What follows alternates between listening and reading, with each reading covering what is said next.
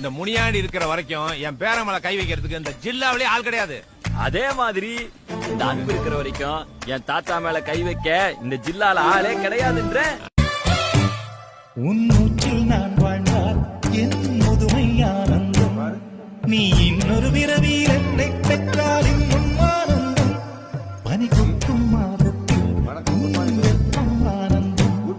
என் காது வரைக்கும் கம்பளி போர்த்தும் கருணை ஆனந்தம், சொந்தம் ஓர் ஆனந்தம், பந்தம் பேரானந்தம், கண்ணே